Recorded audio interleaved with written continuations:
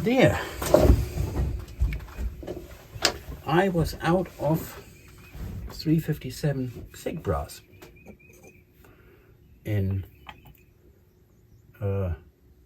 plated, the plated variety, nickel plated.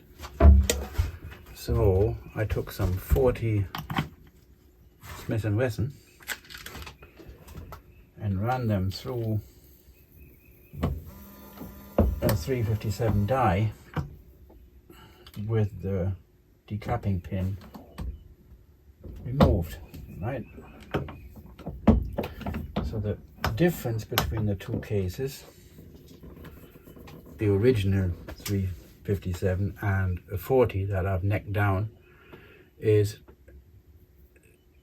the neck here is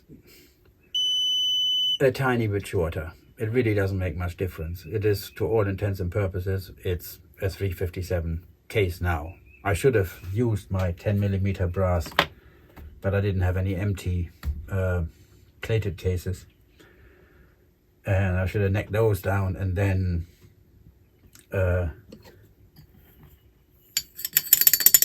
trimmed them down to the proper length. But as these guys had space on the shoulder, not on the case mouth, it really makes no difference. They're just a tiny bit short, and better that than unobtainable these days, isn't it? So I had brass cases in 357 SIG, but as I said, I couldn't get the plated variety, so improvise, adapt, and overcome. Also, I'm using small rifle primers, not pistol primers, because you couldn't get small pistol primers. And I've run them over the chronograph, and they are exactly the same velocity wise, whether I use small rifle or pistol primers. So pistol primers it is. Now your mileage may vary. The pistol primers are supposedly a little bit harder. These are small, the rifle primers are harder. These are small rifle primer, the number 400 from CCI, and they work with a Glock striker and a Glock standard OEM spring just fine. No hang fires, no soft primer strikes or whatnot. It works to all intents and purposes as if they were small pistol primers. So in future, I'm not even going to bother trying to get hold of small pistol primers, which are as rare as rocking horse poop anyway. So I'm just going to stick with a small rifle for what I need.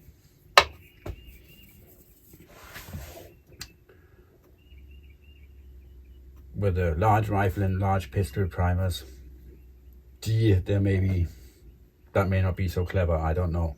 But for the small stuff, as I said, I tested it over a chronograph, and I get with these loads, these are 115 grain gold dots. They are, with that load of long shot that I use, they run at 1520 feet per second. Same as my previous load with the normal 357 brass cases and small pistol primer. So there's no discernible difference. And the crimp, I'm using the Lee crimp die, so you don't get any bullet sent back. I've tried it with a couple of mags full, 10-shot mags, and in a Glock 23 derivative, actually this guy, yeah, and it works just fine. It's not a factory barrel. It's this one has got a slightly tighter chamber as opposed to the Glock barrel, and it's fully supported. So with the standard Glock barrel, you may want to tone that down a little bit, because otherwise you get that Glock bulge with the hotter loads, I guess. Come on, what are we doing here?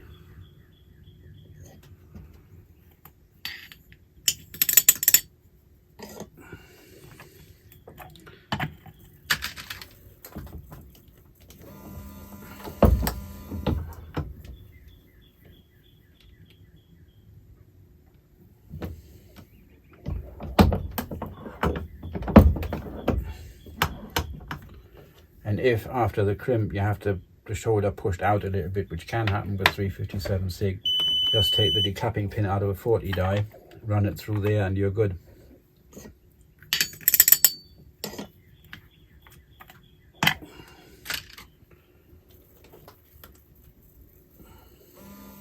So, expanding the case mouth may just help a little bit.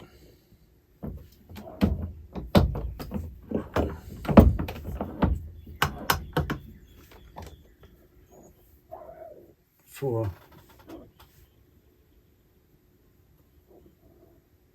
go, Finnegan, your tummy is growling.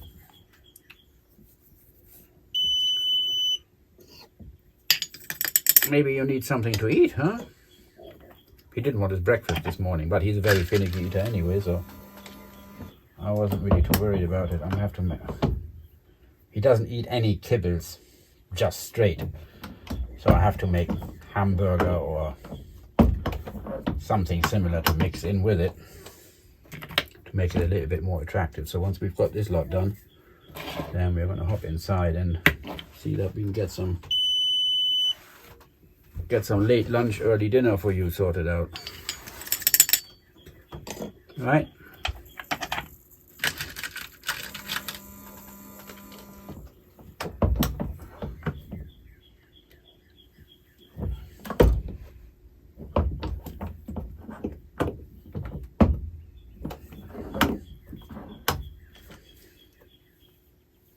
There you go. Pretty little rounds, aren't they?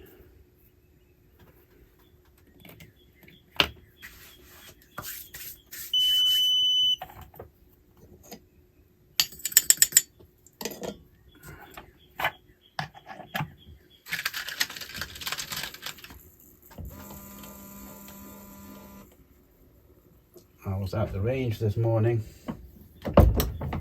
playing around a little bit with these guys to try out whether my theory would work, and it did. And still no more roots down there at the creek.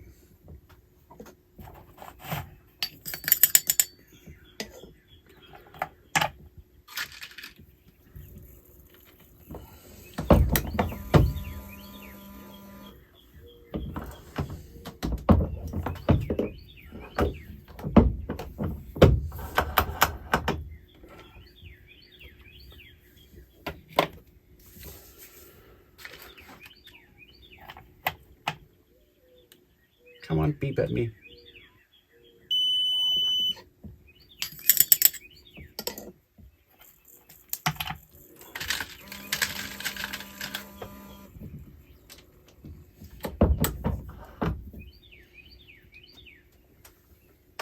I can't make my mind up whether I like the 357 SIG or the 40 Smith & Wesson better in that little Glock 23. I mean, my favorite is a 10mm, but it's a bit on the heavy side to stick on your belt all day long. So sometimes I feel energetic, I carry it, but that's a full size.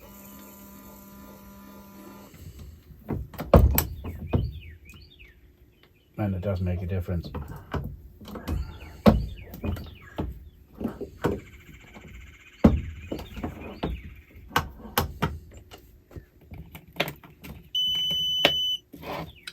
Those 115, these gold dots, they stay together pretty good when they get where they need to go, and they're pretty zippy at just north of 1500 feet per second. But they don't have the mass; they're only 115 grain.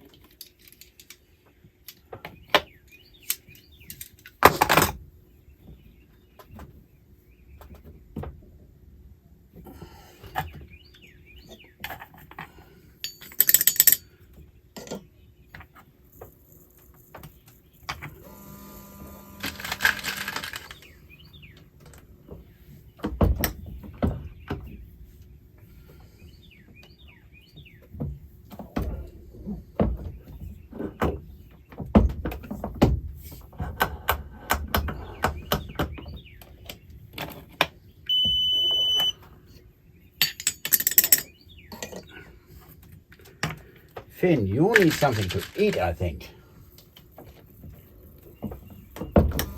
We've got 3 more rounds to go, and then we clean that thing up quick.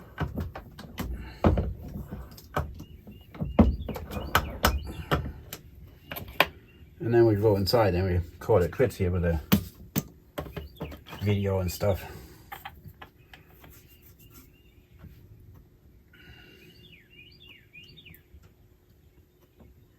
And then when I say that, it slows down.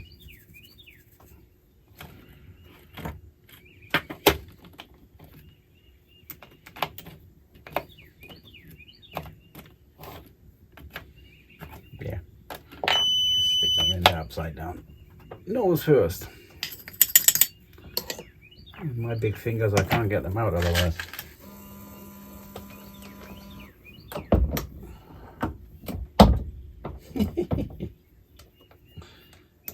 It's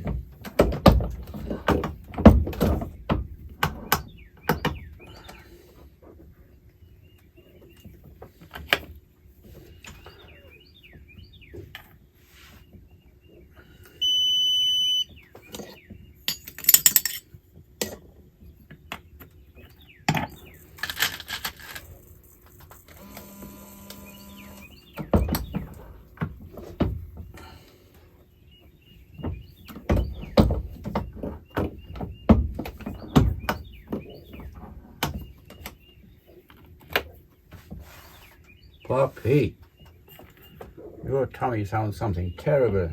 Let's get some food into that. Come on, last round. Here we go.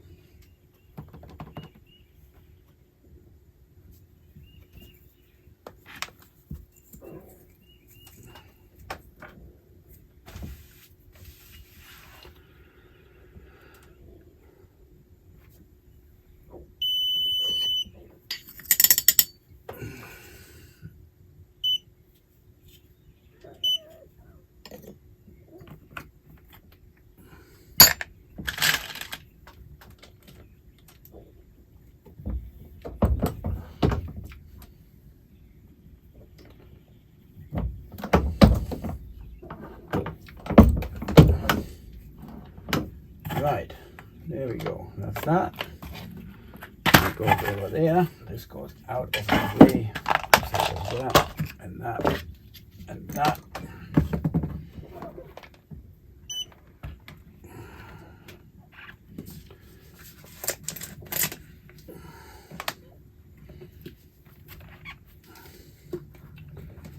And then quickly clean this thing out.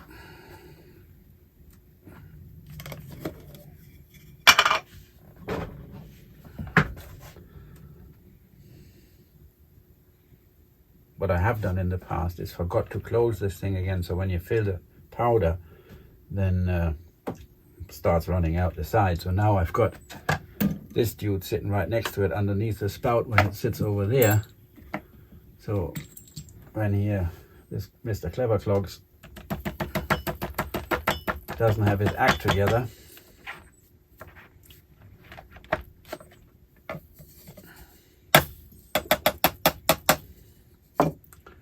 then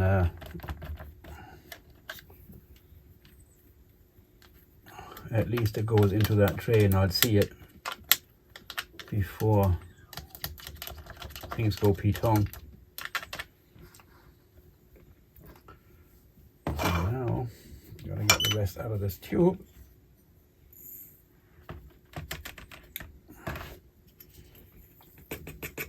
There.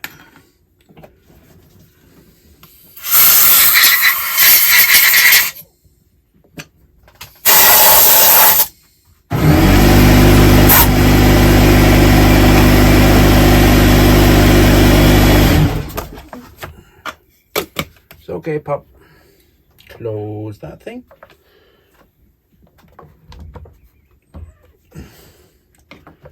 Put that under there, switch off,